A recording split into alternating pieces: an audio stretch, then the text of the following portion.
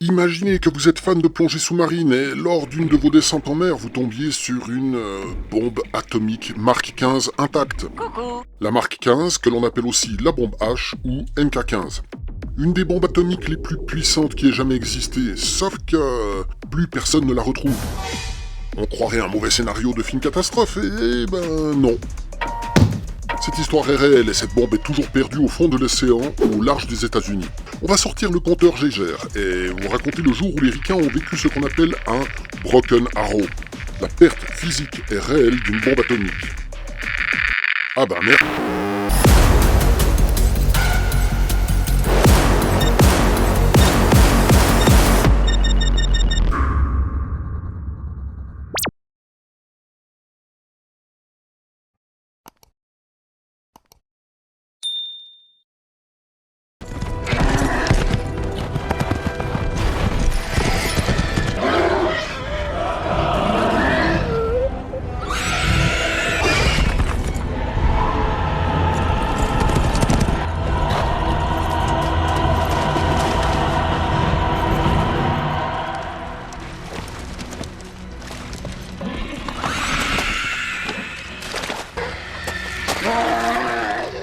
Abandonne le semi-homme, femme, elfe. Wouah, je kiffe trop ta voix, je trouve ça vraiment classe.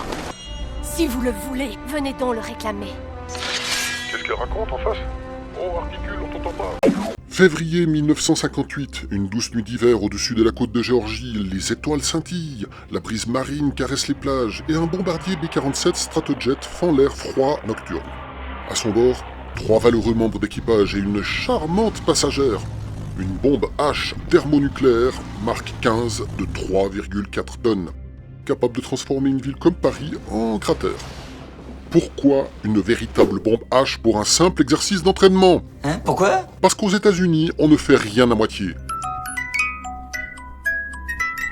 Quand on joue à la guerre, autant embarquer un véritable instrument d'apocalypse. Ça, c'est des hommes. Pas vrai? Pendant ce temps, quelque part dans les bureaux de l'armée américaine, un type sirotant un café dégueulasse pense que tout va bien. Biscuit? Mais il oublie une chose, confier des armes aussi destructrices à des pilotes pas forcément expérimentés dans le nucléaire, c'est un peu comme filer une tronçonneuse à Gilbert Montagnier et lui dire qu'il peut jongler avec. C'est moi qui ai écrit ça? Cette nuit-là, dans le ciel noir, le B-47 en pleine mission d'entraînement se trouve sur la même trajectoire qu'un chasseur-intercepteur F-86 Sabre, piloté par un type probablement pas très concentré sur le ciel autour de lui.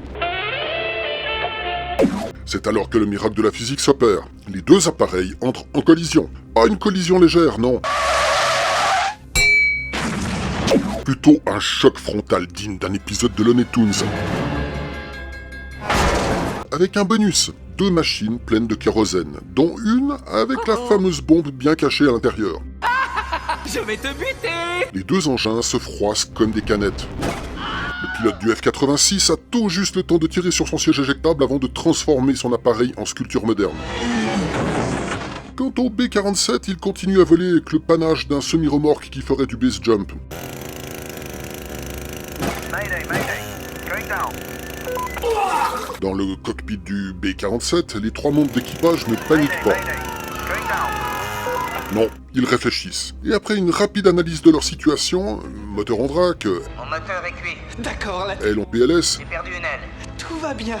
Merde, l'autre les aussi. pilotes se demandent si c'est le moment d'appeler leur maman ou de prier pour un miracle. Un moteur hors service, les ailes en miettes qui le font vaciller comme un Ruskov bourré tôt le matin. Et une bombe thermonucléaire qui commence à peser un peu lourd pour le B-47 qui tombe en ruine. Alors, l'équipage, dans un éclair de génie stratégique typiquement américain, décide de larguer la bombe.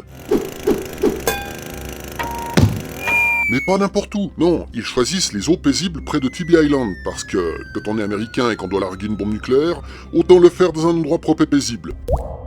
Bon, plus sérieusement, dans l'urgence, l'idée était plutôt bonne de la part des pilotes. Et comme je l'ai déjà dit, celui que je trouve tétracon, c'est le supérieur débile de l'armée qui a trouvé que c'était mieux d'utiliser une vraie bombe pour accomplir ce genre d'exercice. Enfin bref, revenons à notre super bombe qui chute dans l'océan faisant un gros plouf. Pas d'explosion, pas de champignons atomiques, juste une ogive nucléaire qui s'enfonce dans la vase comme un galet dans un étang. Seule la faune locale est témoin de l'incident. Venez me chercher! Mais Je ne doute pas qu'elle soit déjà habituée à voir des trucs farfelus en étant proche des côtes américaines. Charmant. Le B-47, alors allégé de près de 4 tonnes, parvient à regagner la base. Les pilotes arrivent à poser le zin in extremis, et l'équipage est accueilli en héros, avec des tapes dans le dos et des félicitations pour avoir sauvé l'avion. Personne ne semble trop se soucier du fait qu'une bombe thermonucléaire est maintenant quelque part dans l'océan. Après tout, les océans sont grands, non? Quelle est la probabilité qu'un engin thermonucléaire perdu en pleine mer puisse péter? En 1958, l'armée assure qu'elle n'avait pas son déclencheur installé. Je répète, pas le fil noir avec la bande jaune. Mais quelques années plus tard, des anciens militaires stipulent le contraire. C'est toujours un sujet très délicat et très sensible. Si on se tait, on ne risque rien, on est tranquille, on peut même paraître intelligent. Les pilotes, eux, savourent leur exploit. Ils ont largué une bombe de plusieurs mégatonnes et sont toujours en vie. Ça mérite au moins un steak et une bière, pas vrai? Et tant pis si une partie de l'Atlantique est maintenant légèrement en danger. Une fois l'excitation retombée, l'armée américaine, dans un soubresaut de lucidité passablement temporaire, se dit que ce serait quand même mieux d'essayer de récupérer la bombe. Et c'est là que ça va devenir de plus en plus dérangeant. Les recherches commencent avec des sous-marins, des sonars et des plongeurs. L'oncle Sam déploie les grands moyens d'époque, mais après des semaines de recherche, Je suis Josiane Pichet. il ne trouve absolument rien. Pas la moindre trace de la marque 15. Elle semble s'être volatilisée. Ils sont pas simples, ils sont nuls. Si eux-mêmes n'arrivent pas à la retrouver, alors personne d'autre ne la trouvera. Une logique imparable, typiquement américaine et au WTF. Pour rassurer tout le monde, l'armée déclare que la bombe ne présente aucun danger. Comment se présente votre discours? Oh, je m'entraîne à faire des A. Il y en a une pleine page. Alors, comment dire, voici grosso merdo de quoi est fait une bombe H de ce type. La bombe Mark 15 est composée de plusieurs étages. Un premier étage génère une fission qui provoquera un rayonnement sur l'étage secondaire où se déclenchera une fusion.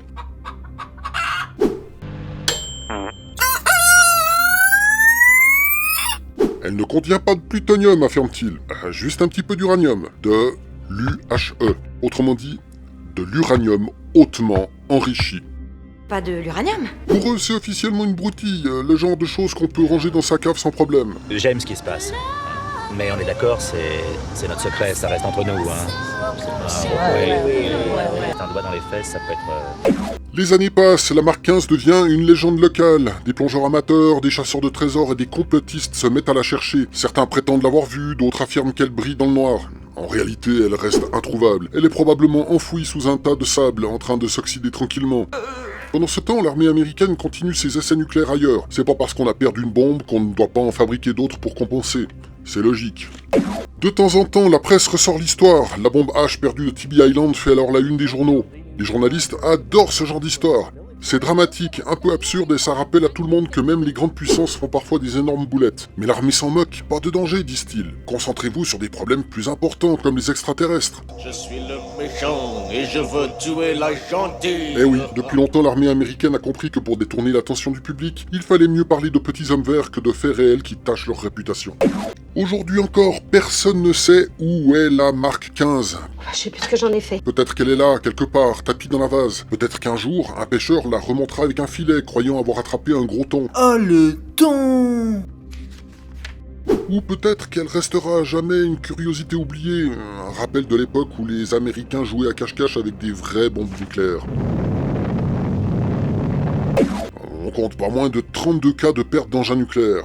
Quelques exemples se trouvent sur une petite liste Wikipédia que je vous mets en description. Au fait, n'oubliez pas de soutenir Wikipédia, ce site mérite notre respect. Vous pouvez aussi me soutenir avec mon Tipeee, hein, le lien est aussi en description là-dessous. C'est pour nourrir mon nain qui fait le montage.